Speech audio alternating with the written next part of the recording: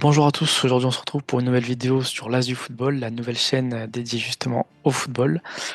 Aujourd'hui ça sera un débrief sur le match qui a eu lieu le 25 mars du Maroc face à la Tanzanie, qui a été un match en soi qui est très important à débriefer parce qu'il y a eu des choses qui ont été positives comme d'autres qui ont été négatifs. Donc il est important de faire ce petit débrief parce que c'est aussi une qualification assurée de l'équipe nationale du Maroc. Donc on va débriefer tout ça ensemble. Donc aujourd'hui je serai l'accompagnateur seul pour le débrief du Maroc face à la Tanzanie. Donc je tiens à préciser que ça m'a fait énormément plaisir à ceux qui ont partagé les vidéos, qui ont liké et aimé. Donc continuez comme ça apporte du soutien pour la vidéo et pour la chaîne de l'As du football. Donc je tenais à vous remercier du match qui a eu lieu contre la Tanzanie. Puis ensuite, on va parler de la qualification qui semble être assurée en fait de la part de l'équipe nationale du football du Maroc. Et puis en troisième étape, on parlera justement de l'avenir de cette équipe de football qui justement c'est une qualification un peu assurée, mais il y a eu beaucoup de choses négatives qu'il y a eu de la part de ce match et du dernier match qu'ils ont joué de l'équipe du Maroc. Pas très rassurante pour l'avenir des matchs qui vont dérouler, des matchs de la CAN, mais aussi des matchs de la Coupe du Monde qui avancent à grands pas pour 2026. Donc ça sera en trois étapes. Alors maintenant, si on veut s'intéresser directement au match qui a eu lieu entre le Maroc et la Tanzanie, c'était un match, franchement, hein, sur le résultat, on peut se dire, bon, 2-0 face à la Tanzanie, c'est une belle prestation, c'est un beau match, etc. Mais au fond, en fait, il y a eu pas mal de points négatifs, mais le positif, ce qu'on peut retenir, c'est une qualification assurée de la part du Maroc, qui, je le rappelle, a gagné simplement 2-0 face à la Tanzanie. Bon, c'était un match très intéressant à la seconde période. Pour moi, la première période, c'était complètement c'était le néant un peu, hein. Ensuite, les amis, si on veut parler un peu, si on veut parler un peu du futur, voilà, j'espère qu'il y a la CAN qui va arriver en décembre 2026 pour la CAN, et puis après il y aura la Coupe du Monde en fait en été 2026. Donc franchement, calendrier très dur parce que j'espère que les joueurs vont pas se blesser entre-temps. Parce qu'il suffit qu'un ou deux joueurs se blessent au Maroc, je pense que niveau effectif, c'est très compliqué. On a souvent dit qu'il y a beaucoup de jeunes joueurs qui sont très bons et qui jouent au Maroc. Ben, malheureusement, ils ont pas joué. Voilà, je pensais que c'était le moment de les faire jouer, hein. Il y a Ben Seguir qui rentrait tard, fallait faire rentrer avant. Ça c'est sûr. Donc voilà, une défense positive. Bounou, bon, il a fait le taf, il a pas eu grand-chose non plus à faire. Voilà, il a eu des arrêts, il fallait les faire au bon moment. Il les a fait. Donc voilà. Ensuite, voilà, Aguerd, très bon match, il a fait des bonnes passes, il a bien défendu, on peut pas attendre mieux de lui. Et si ce n'est qu'en fait, il a même marqué, voilà, donc on peut pas attendre plus, hein. Il a marqué, il a fait des passes, il a défendu, il a franchement fait une belle prestation. Donc voilà, j'ai bien aimé le match qu'il a fait. Après, la personne qui était à côté de lui en centrale, c'était Amick, voilà, qui était déjà présent en fait à la Coupe du Monde, la dernière Coupe du Monde en 2022. Voilà, et qu'aujourd'hui, je trouve il a pas gagné sa place de titulaire en centrale. Il y a d'autres aussi, des centrales qui sont très intéressants, des jeunes qui sont très bons, mais voilà, je trouve qu'il a été bon. Il a pas été mauvais en soi, donc je trouve que ça allait juste un petit problème de placement. Voilà, lors des contre-attaques de la Tanzanie, et en plus, il n'y en a pas eu beaucoup. On l'a trouvé trop excentré, voilà, on a retrouvé Aguerd un peu tout seul des fois. Donc un manque de communication de la défense, mais sinon voilà, niveau défensif, franchement, niveau défensif, franchement c'était bien. Voilà. Ensuite, on va parler du milieu, le milieu de terrain. Le milieu de terrain, Amrabat, El Khanous, Sabahiri. Voilà, Sabahiri qui joue au PSV, qui est un très bon joueur. Bon, il est plus offensif que défensif, donc déjà il défend pas beaucoup. Puis El Khanos, pareil, c'est plus un joueur offensif qu'un joueur défensif. Donc tu mets deux milieux qui ne défendent pas en milieu de terrain. Donc tu laisses Amrabat tout seul en milieu de terrain.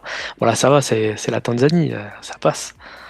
Mais je pense qu'entre une autre équipe d'Afrique, que ça soit je sais pas, la Côte d'Ivoire ou l'Égypte, je pense que le milieu de terrain est à revoir.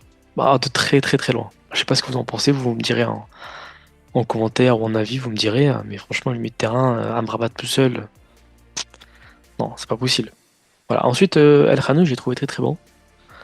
Voilà, très très bon joueur. Bon, après, il est sorti, mais bon, jusqu'avant qu'il sorte, il a fait des bonnes prestations, des belles passes. Ça a été un peu un très très bon distributeur. Voilà.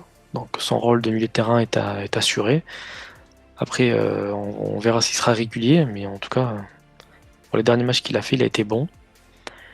Y compris ce match-là, pour moi, qui est un match référence pour lui. Voilà, ce match contre la Tanzanie, pour moi, c'est un match référence pour lui parce que bah, il a été bon, il a fait des bonnes passes, il a tenté quand il fallait, il a centré. Bon, les centres sont à revoir, mais bon, franchement, il a été bon. Voilà. Sabairi, c'est le joueur qui a le moins mieux joué, je trouve, en milieu de terrain, malheureusement. D'habitude, il joue bien avec son club, hein, mais là, en équipe du Maroc, bon, on va lui laisser encore le temps de s'adapter, peut-être le temps de- normalement, tu devrais s'adapter, il devrait s'adapter normalement assez rapidement quand même. C'est un joueur qui, qui joue dans un bon club, etc. Voilà, on sentait qu'il n'était pas en forme. Il a tenté des trucs des fois qui servent à rien, des passes en retrait, des passes à l'adversaire. Bon, pas terrible. Alors après, maintenant, au niveau de l'attaque, là. Brahim Diaz, voilà. Efficacité.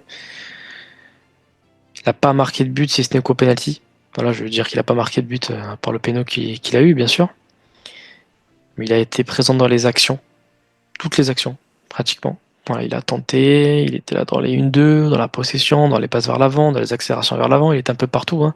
Un peu en électron libre, un peu à la El Khanous qui était un peu partout. Mais bon, Brahim Diaz, tu vois bien que c'est un joueur de classe internationale. Franchement, dans une équipe comme le Maroc, je crois que la différence se fait ressentir. Voilà, ça se voit que c'est un joueur, c'est l'un des meilleurs joueurs du Maroc. Voilà, ça, faut regarder le match pour y voir. Même si il n'a pas non plus claqué 3 buts, etc. Mais dans les actions, on a vu qu'il faisait la différence. Ensuite, en attaque, il y avait Nesri en neuf. Gros, gros, gros, gros, gros, gros, gros coup de gueule sur Nesri. La seule occasion qu'il a eue, c'est quand il a cassé la gueule. Il a cassé la gueule au gardien adverse. Voilà. Franchement, il était dans tous les mauvais coups. Il était dans les mauvais, dans les bons coups, il était dans tous les mauvais coups.